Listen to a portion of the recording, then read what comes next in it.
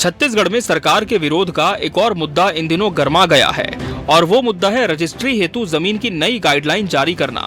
पिछले दिनों सरकार ने जमीन की रजिस्ट्री के लिए नई सरकारी गाइडलाइन जारी कर दी, जिस वजह से कुछ चिन्हित जमीनों में गाइडलाइन दरें कई गुना बढ़ गई हैं। अब नई रजिस्ट्री इन नई गाइडलाइन की दरों के हिसाब से होगी, जिससे रजिस्ट्री फीस बढ़ गई है। रजिस्ट्री फीस में वृद्धि के मुद्दे पर नाराजगी भी जमकर देखने को मिल रही है। खास तौर पर जमीन के कारोबार करने वाले इस फैसले के विरोध में हैं। नई गाइडलाइन दरों के कारण रजिस्ट्री भी पूरे प्रदेश में बंद सी हो गई है। जमीन कारोबार से जुड़े हुए लोग इसका विरोध कर रहे हैं। अब व्यवहारिक रूप से जो गाइडलाइन जारी की है सरकार ने जमीनों के, उसमें कोई तथ्यपरक चीजें नहीं है कि इन्होंने किससे पूछकर किया, क्या किया। अब मैं आपको बता रहा हूँ कि जो रायपुर से 32 किलोमीटर दूर 600 वर्ग फुट की जो ज़मीन थी, उसको गाइडलाइन के अनुसार 4200 रुपया कर दिया। जो 30 लाख के 5000 वर्ग फुट की ज़मीन थी, उसको आज 20 लाख रुपया उसके रजिस्ट्री में लगेगा। तो यहाँ से 32 किलोमीटर दूर में कौन सा आप बिजली का खंभा लगा दिए, कौन सा आप सड़क बना दिए, कौन सा आप गार्डन बना दिए, जिसमें आपने 3-3, 4-4 करोड़ रुपया आपने रेट रख दिया। आप केवल हंटर मारने का काम कर रहे हैं। बिजली बिल में आपने हंटर मारा, उसके बाद आपने चौपाटी में हंटर मारा, अब आप ये जमीन के काम में आप हंटर मार रहे हैं। सरकार का एक ही काम रह गया, केवल हंटर लगाओ। कांग्रेस भी इस विरोध में शामिल हो गई है, क्योंकि इससे न केवल आम लोगों का जमीन खरीदने का सपना महंगा हो गया है, वहीं जमीन खरीदी करने वालों की जेब पर दोहरी मार पड़ने वाली है। इसलिए कांग्रेस इस मुद्दे पर सरकार पर हमलावर नजर आ रही है। एक बढ़िया उदाहरण ये है, आपने कलेक्टर गाइडलाइन को पहले 30% हमने कम किया था, उसको ख़त्म करके आपने उसको बढ़ा दिया और 10% से लेके 300% तक बढ़ाया, 2 करोड़ किया है। यदि ये ज़मीन के धंधा करने वाले और जिसके पास ज़मीन आधा एकड़ है, क्योंकि उस ज़मीन की कीमत तो 10 लाख है, अब आपने 2 करोड़ कर दिया, तो 2 करोड़ के हिसाब से वो बैंक में जाकर लोन ले लेगा। 2 करोड़ रुपया है, जमीन 20 लाख का, लो भैया आप जमीन जब्त कर लो यार, 2 करोड़ तो मिल जाएगा। ऐसे सब लोग करें, यहाँ छत्तीसगढ़ पूरा बैंक खाली हो जाएगा। मतलब ऐसे मूर्खतापूर्ण निर्णय लिया। आज लोग विरोध कर रहे हैं, रोजगार छीना जा रहा है, लोगों को परेशानी हो रही है। वास्तविक 10 लाख, 20 लाख, 25 लाख रुपया है, तो 1 एकड़ नाम जाए जमीन, अपने आप को दिवालिया घोषित करो, 2 करोड़ रुपये लो, भाग जाओ। तो सरकार इस प्रकार से मजबूर कर रही लोगों को गलत हथकंडे अपनाने के लिए। 1500 वर्ग फीट जमीन की रजिस्ट्री वर्ग मीटर की दर से और उससे अधिक की रजिस्ट्री हेक्टेयर की दर से की जा रही है। सरकार इस वृद्धि के पीछे तर्क दे रही है कि इससे अनियमितता रुकेगी। भारतमाला प्रोजेक्ट में हुई गड़बड़ी के बाद सरकार ने इस नई व्यवस्था से अनियमितताओं को रोकने का दावा किया है। देखिए, जो विषमताएं या समानताएं गाइडलाइंस में थी और जिस प्रकार से जटिलताएं थी, उन सबको दूर करके अच्छी गाइडलाइन जारी हुई है और कांग्रेस पार्टी किनके साथ खड़ी है, ये स्पष्ट रूप से दिख रहा है।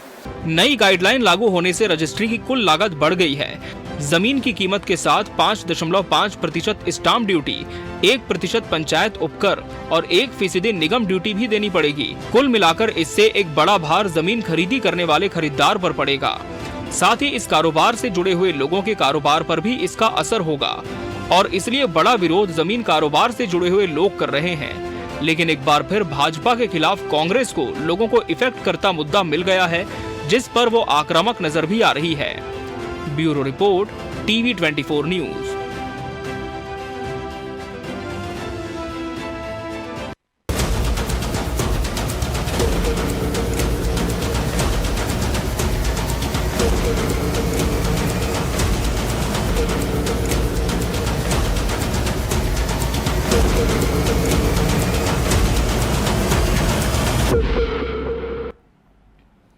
नमस्कार, मैं मोहन तिवारी। आज के मुद्दे में आपका स्वागत है और आज का मुद्दा हमारा आधारित है सरकार के उस फैसले पर जिस फैसले की वजह से राजनीति कुछ ऐसी गरमाई है कि फैसला अपनी जगह और राजनीतिक खींचतान घमासान एक तरफ दिखाई दे रही है। जी हाँ, हम बात कर रहे हैं सरकार के नई गाइडलाइन वाले फैसले पर, जिसकी वजह से ज़मीनों की कीमतें अब महंगी हो गई हैं और उन्हें रजिस्ट्री अगर आप कराने जाएंगे तो आपकी जेब पर अतिरिक्त भार पड़ने वाला है। और इस फैसले के विरोध में कई वर्ग सामने आ रहे हैं, खास तौर पर ज़मीन से जुड़े कारोबार करने वालों को ये फैसला रास नहीं आ रहा है, जिसके वजह से कांग्रेस भी इस फैसले के विरोध में है और कांग्रेस और कारोबारियों का ये विरोध सरकार के लिए परेशानी का सबब बना हुआ है। इसी पर चर्चा करेंगे, मिल लेते उन मेहमानों से जो इस चर्चा में हमारे साथ रहेंगे। हम बहुत स्वागत करेंगे, हमारे साथ हमारे स्टूडियो में कांग्रेस का पक्ष रखने के लिए मौजूद हैं कांग्रेस के महामंत्री कन्हैया अग्रवाल जी, बहुत स्वागत करेंगे आपका।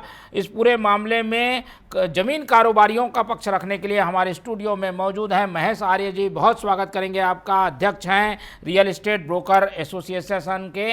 वहीं बीजेपी का पक्ष रखने के लिए हमारे साथ जुड़ रहे हैं निशिकांत पांडे जी, बहुत स्वागत है आपका। तो तीनों मेहमान हमारे साथ बने हुए हैं और जैसा कि हमने बताया कि लगातार ये फैसला लोगों को परेशान कर रहा है, जिसकी वजह से प्रदर्शन देखने को मिल रहा है। अलग अलग विरोध प्रदर्शन की वजह से स्थितियां ये है कि राजनीतिक रूप से भी मुद्दे ने जोर पकड़ लिया है और मूल रूप से सीधा असर उन लोगों पर पड़ रहा है जो कि ज़मीन खरीदना चाहते थे, प्लाट खरीदना चाहते थे, लेकिन अब उनकी जेब पर अतिरिक्त भार पड़ रहा है। क्या है ये मसला, क्यों ऐसी स्थिति बनी हुई है, एक एक करके जानने की कोशिश करेंगे। सबसे पहले रुक करते कन्हैया अग्रवाल जी का और उनसे समझने की कोशिश करते हैं कि कांग्रेस के लिए ये बड़ा मुद्दा है। कोई भी ऐसे मुद्दे सामने आते हैं जो कि जनता पर इफेक्ट करते हैं, कांग्रेस सामने आती है, कांग्रेस इस मुद्दे को कहाँ तक लेके जाएगी? देखिए, कांग्रेस के लिए मुद्दा है नहीं, मुद्दा मूल रूप से ये छत्तीसगढ़ के प्रत्येक नागरिक के लिए और छत्तीसगढ़ के नागरिकों की जो समस्या है उस समस्या के लिए लड़ना विपक्ष का जिम्मेदारी है, दायित्व है। कांग्रेस उसने उस दायित्व के साथ काम कर रही है। जमीन की गाइडलाइन की दरों में जो वृद्धि हुई है, ये वृद्धि तो 10% से लेकर 400% तक हुई है और इस वृद्धि का कोई जमीन के कारोबारी जिस शब्द का बार बार प्रयोग हो रहा है, मैं उससे अलग हट करके बोल रहा हूं कि सबसे ज्यादा यदि कोई व्यक्ति जो है इससे प्रताड़ित होगा, सबसे ज्यादा कोई व्यक्ति इससे प्रभावित होगा, तो वो घर बनाने वाला व्यक्ति है जिसका घर बनाने का सपना आपने तोड़ दिया है। इस सरकार ने उसका घर बनाने का सपना पहले तोड़ा कि छोटे प्लाटों की जो है खरीद बिक्री पर रोक लगाई। जो एक आदमी किसी तरह से बचत करके अपना घर बनाना चाहता है, वो निम्न मध्यम वर्गीय आदमी, मध्यम वर्गीय व्यक्ति जो किसी तरह एक प्लाट खरीद ले, तो वो जो प्लाट यदि किसी ने 5 लाख का खरीदा था, अब वो रजिस्ट्री उसकी जो है यदि 15 लाख की हो जाएगी, तो वो कहां से उसकी रजिस्ट्री कराएगा? 15 लाख रुपए कहां से लेकर के आएगा वो व्यक्ति जो है? और 15 लाख रुपए की रजिस्ट्री कराएगा तो जो बेचने वाला है वो 5 लाख से 15 लाख की जमीन के बीच का 10 लाख रुपए का इनकम टैक्स कहां से भरेगा? वो कैपिटल गेन कहां से देगा? कहां से उसकी भरपाई होगी? दोनों पक्ष प्रभावित हो रहे हैं, दोनों पक्ष खरीदने के लिए तैयार नहीं है, बेचने वाला बेचने के लिए तैयार नहीं है।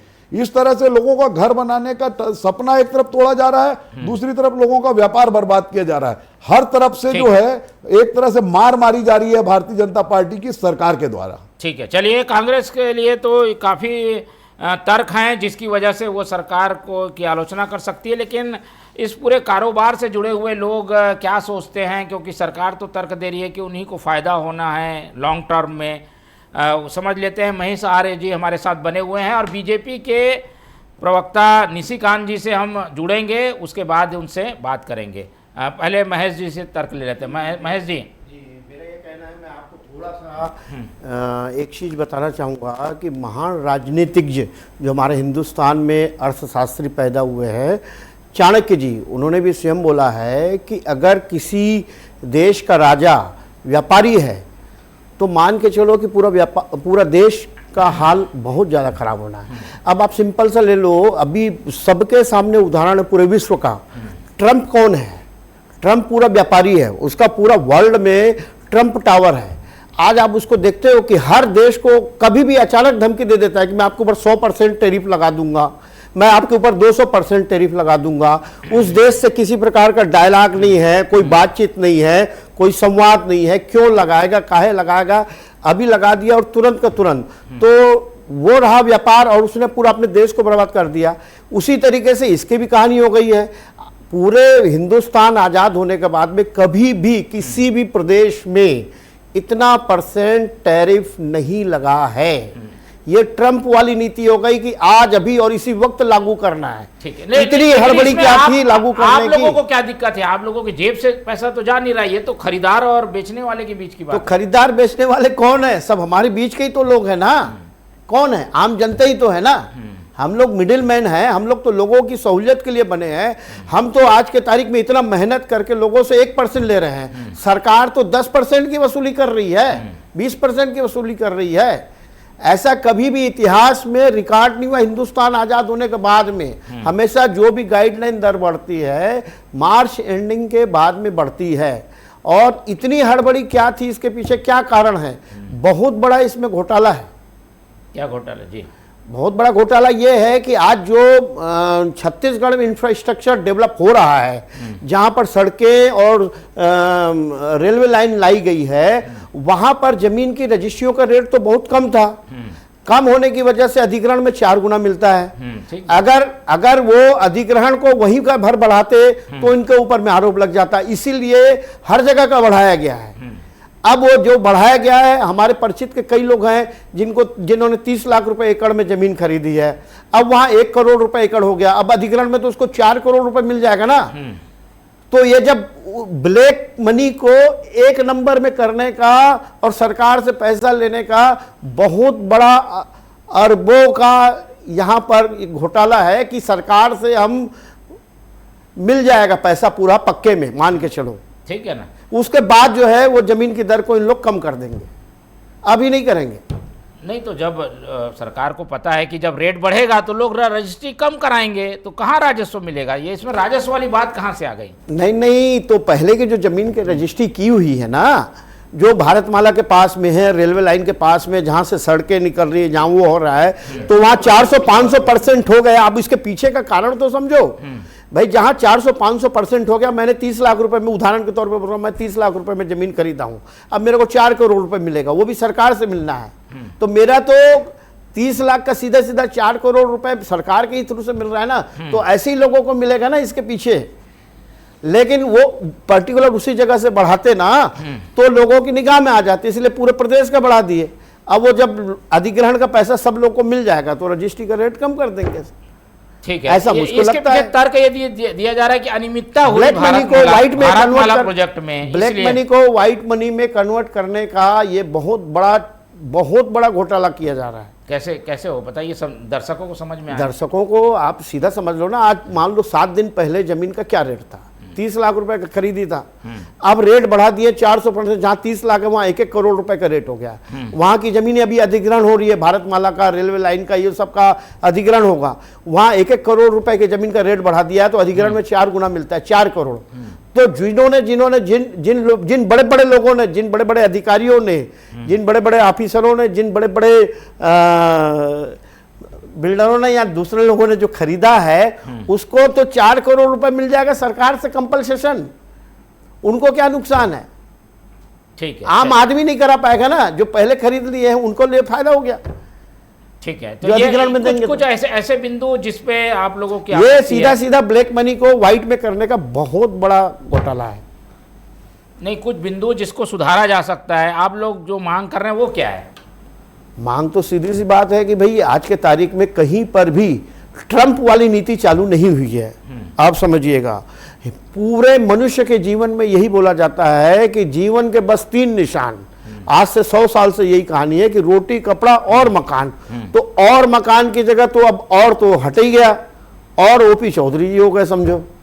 तो उनको आम जनता के लिए सोचना चाहिए, समझना चाहिए। जो भी आज के तारीख में सत्ता आई है, रमन सिंह के टाइम में 0.8% रसीद थी। रमन सिंह 15 साल तक कितने शानदार तरीके से उनको चलाए। आज भी लोग उनके शासन को याद करते हैं, चाउर बाबा के नाम से किए रहते हैं। हमेशा हर जगह, आज दिल्ली हो या कहीं की भी सरकार हो, चावल हम आपको इतने में देंगे, हम आपको ये देंगे, सब चीज की वो योजना देते हैं। आज 200 वाट आपने बिजली का कम कर दिया है ना, तो उसका वसूली आप 5 लाख 10 लाख रुपए बढ़ा करके रजिस्ट्री के रेट से करना चाह रहे हैं। नहीं तो भाई इसमें ये क्या तरीका हुआ? रजिस्ट्री रेट बढ़ा देंगे तो क्या रजिस्ट्री कम नहीं होगी? रजिस्ट्रियां तो कम रजिस्ट्री बनी। तो बंद हो गई। हाँ, फिर? अब तो होना ही नहीं है। सिर्फ यही होना है कि जिनको अधिग्रहण में पैसा मिलना है वो पैसा मिलना है। अब रजिस्ट्रियां तो अब कहाँ, देख लो ना, आज भी कहीं रजिस्ट्रियां नहीं हुई है। कौन कराएगा रजिस्ट्री, बताइए? जितने का कपड़ा नहीं उतने का सिलाई खर्चा हो रहा है। 300 रुपए में हम जमीन देने को तैयार है, जहां पर 1500 रुपए का रेट है। सरकार खरीद लेगी क्या, बताइए? खरीदे, आधे रेट में देने को तैयार है व्यापारी। भाई धान का समर्थन मूल्य होता है ना, धान खरीदती है ना सरकार। किस सर्वे के आधार पे इस रेट को निर्धारित करी है? कोई मापदंड होगा, कोई तर्कपूर्ण संगत होगा? इस समर्थन मूल्य पर सरकार खरीद ली जमीन। हाँ, चलिए ठीक है, हम समझ लेते हैं। सरकार का पक्ष रखने, बीजेपी का पक्ष रखने के लिए हमारे साथ हैं निशिकांत पांडे जी। उनसे जुड़ने की हम लगातार कोशिश कर रहे हैं, तो जुड़ते हैं तो उनसे बातचीत करते हैं। चलिए कन्हैया जी, ये बीजेपी क्यों ऐसा कर रही होगी, उसके पीछे क्या नजर आता है? देखिए, एक बड़ी बात तो महेश भाई ने भी कही, ये वास्तविकता है कि बड़े लोगों को लाभान्वित करने के लिए ये पूरी सरकार चल रही है। चाहे ये सरकार की बात हम लोग हसदेव के मामले में कर लें या अन्य और बड़े बड़े मामलों में, कि जिस तरह से छोटी छोटी इंडस्ट्रीज को ये बड़ी इंडस्ट्री निगल रही है, उसी तरह का ये एक बड़ा घोटाला है कि छोटे छोटे तमाम लोगों को जो है उनका सपना तोड़ करके ये बड़े लोग जो है, जिसको बार बार भारतमाला घोटाला, ये भारतमाला घोटाला कंटिन्यू चल रहा है। और जो घोटाले हमने खुद उठाए थे, मैंने इस बात को उठाया था, आज तक उनके खिलाफ कार्रवाई क्यों नहीं हो पाई है? क्यों जांच पे जांच हो रही है? क्यों महादेव कावरे जी की रिपोर्ट जमा नहीं हो पा रही है? क्योंकि उन लोगों को बचाना है, उन लोगों को लाभान्वित करना है। एक विषय जिसको महेश जी ने कहा था, और सरकार तो ऐसा लगता है कि जिस तरह के फैसले लगातार ले रही है, वो ऐसा लगता है कि वो आम जनता की जो है ना सहनशीलता का लगातार परीक्षण कर रही है, पराकाष्ठा पे जा रही है सरकार। एक तरफ आपने, मैंने कहा पहले कि आपने जमीन जो है छोटी जमीनों की खरीद बिक्री पर रोक लगा दी, ये बोल करके कि अवैध प्लाटिंग पे हम रोक लगा रहे हैं। अवैध प्लाटिंग पहले से ज्यादा हो रही है, रोज अखबारों में छप रहा है, रोज आप लोग दिखा रहे हैं कि किस कदर अवैध प्लाटिंग हो रही है। कोई रोक नहीं, उन सबको भी संरक्षण दिया जा रहा है, लेकिन आम आदमी को मरने के लिए छोड़ा जा रहा है कि वो छोटी प्लाट नहीं खरीद सकता। 1500 फीट का प्लाट, यदि मेरे पास यदि 1500 फीट का प्लाट है तो मैं उसको नहीं बेच सकता, इसका मतलब है, क्योंकि 2200 से कम की रजिस्ट्री नहीं होगी।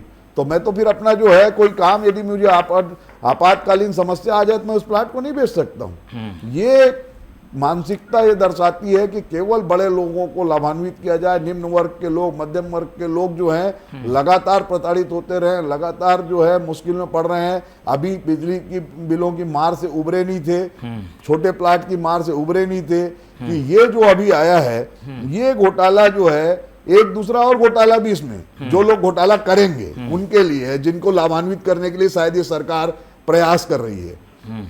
वैसे लोग जो है जिनकी जमीनें जो है 10 लाख की जमीनें जिनकी 2 करोड़ की हो गई, 200 गुना भाव बढ़ गया, वो 2 करोड़ रुपए लोन लेकर के बैंक से डिफॉल्टर घोषित हो जाएंगे और जमीन को छोड़ देंगे वहां पर। तो ये पूरे सिस्टम को डुबाने का प्रयास है, और सिस्टम को डुबाने के साथ साथ में आज व्यक्ति विशेष को लाभ पहुंचाने के साथ आम आदमी को घर का सपना जो उसका ध्वस्त करने का सबसे बड़ा प्रयास हुआ है। केवल घर का सपना ध्वस्त हुआ सबका, और साथ में व्यापार चौपट हुआ, वो अलग। ठीक है, निशिकांत पांडे हमारे साथ जुड़ गए हैं, उनसे बातचीत करने की कोशिश करते हैं। पांडे जी, मेरी आवाज़ मिल पा रही है आपको?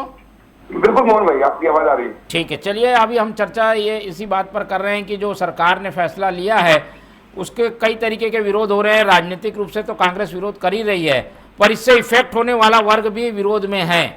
ये फैसला सरकार ने क्यों लिया, इसके पीछे क्या तर्क है?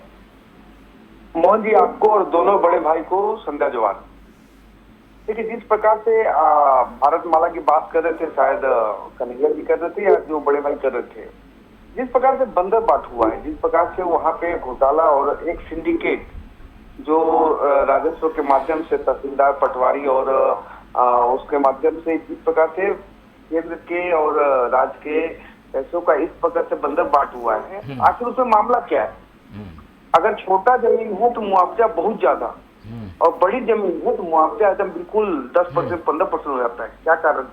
इस प्रकार का सिंडिकेट चलाया गया। दूसरा, जिस प्रकार का भी हमारे बड़े भाई कह रहे थे कि देखिए 10 लाख की जमीन है और उसका वैल्यू हो गया 50 लाख। वास्तव में यही तो एग्जैक्टली पॉइंट तो यही है। आज जिनके पेट में मरोड़ है, लेकिन कोई अच्छे भी व्यापारी होंगे। ऐसा नहीं कि जमीन के कारोबार में सभी अच्छे हैं और सभी खराब है, ऐसा नहीं कह रहा हूँ मैं। लेकिन कई जगह ऐसा प्रोस्पेक्टिव है कि जहाँ जमीन 50 लाख की है, रजिस्ट्री 12 लाख रुपए की हो रही। मतलब मैं आपको 100 रुपया दे रहा हूँ, बदले में आप मुझे 20 रुपया का कागज दे रहे हैं। हमने आपको दिया 100 रुपया और कागज मिलता है 20 रुपया का। क्या ये हमारा अधिकार नहीं है कि जब हमने आपको 100 रुपया दिया तो 100 रुपया का कागज हमको मिले?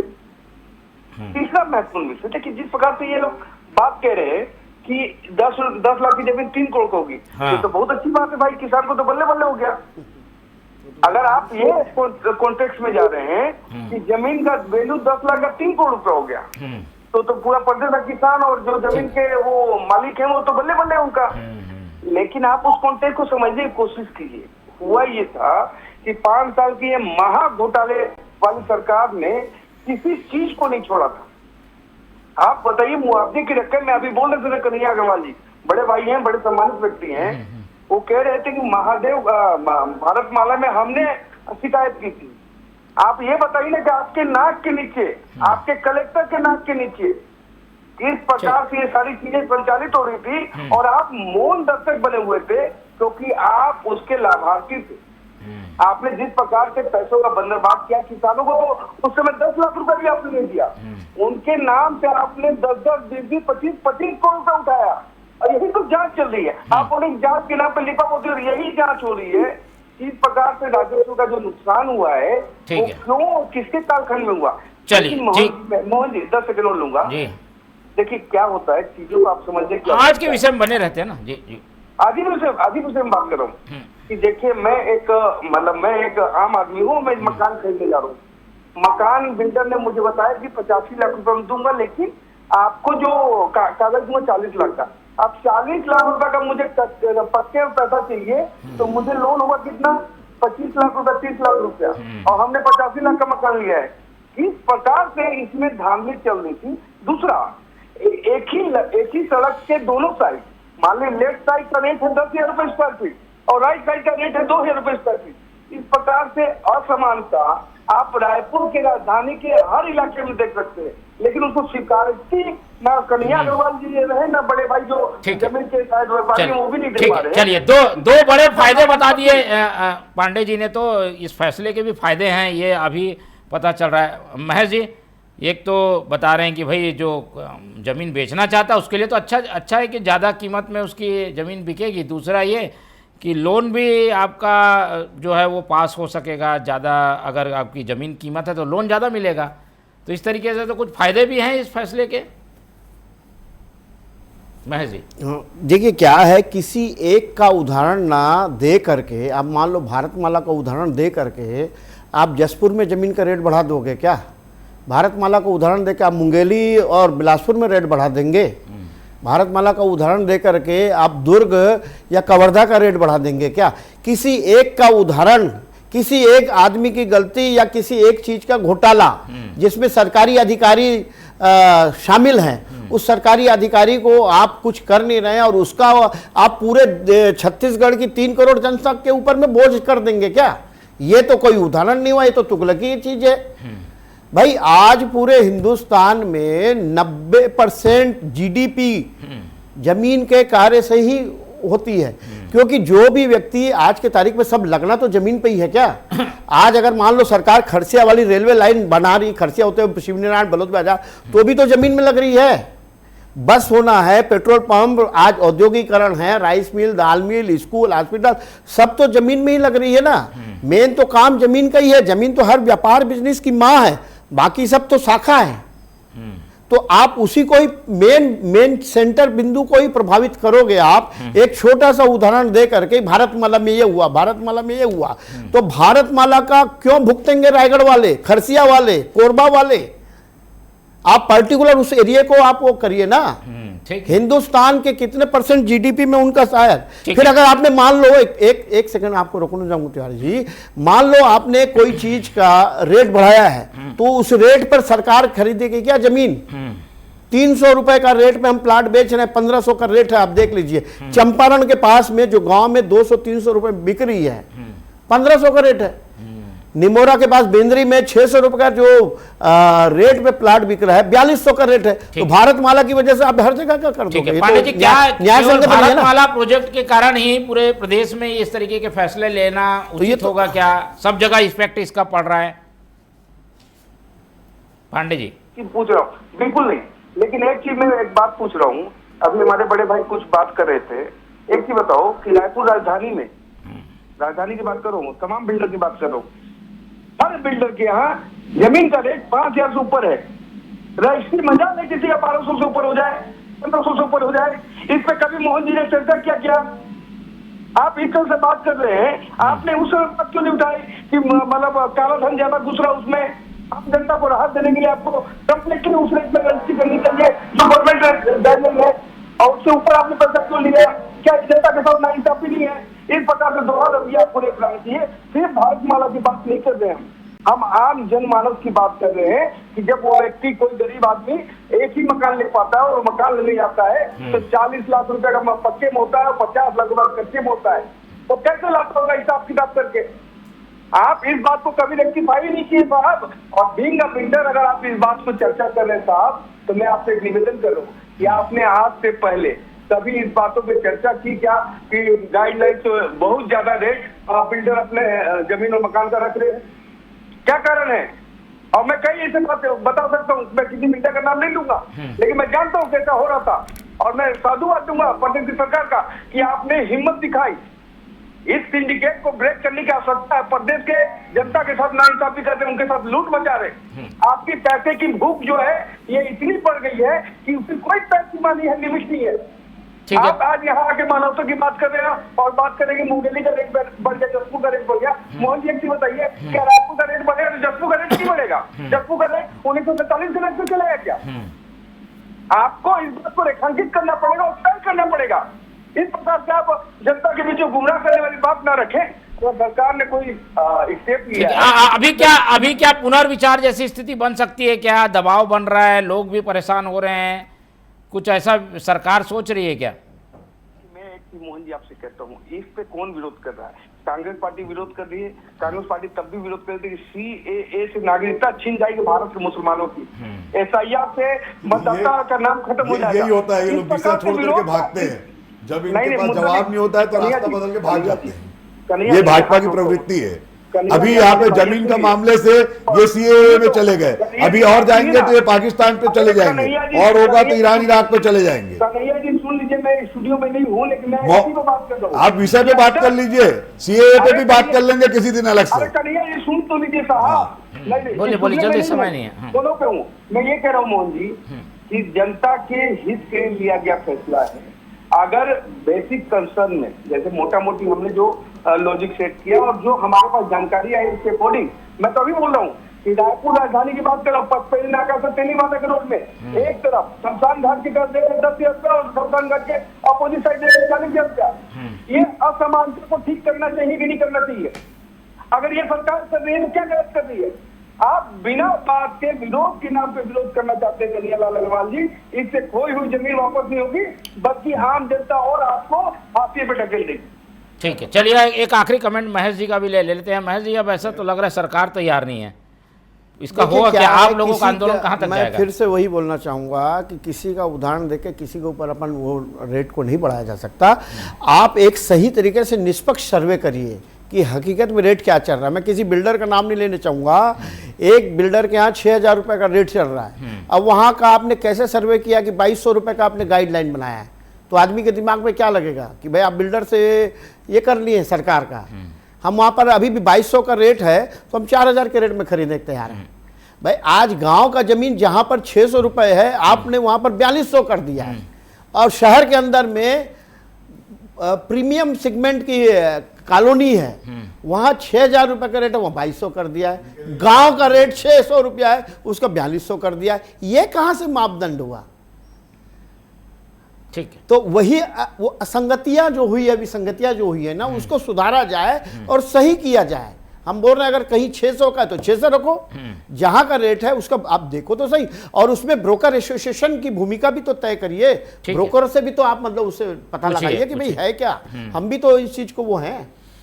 ठीक है, तो सलाह मशवरा करके अगर नीति बनाई जाती तो शायद विरोध नहीं होता, लेकिन अब फैसला हो चुका है और इसका विरोध भी हो रहा है। अभी आने वाले समय में समझ में आएगा कि इस पूरी रणनीति पर या इस फैसले पर क्या रुख विरोध करने वालों का होता है या सरकार का कुछ रुख नरम पड़ता है। समय नहीं है, इसलिए चर्चा आज बढ़ा नहीं सकते। चर्चा के लिए इतना ही समय है। चर्चा में हमारे साथ महेश आर्य जी जुड़े, उनका धन्यवाद।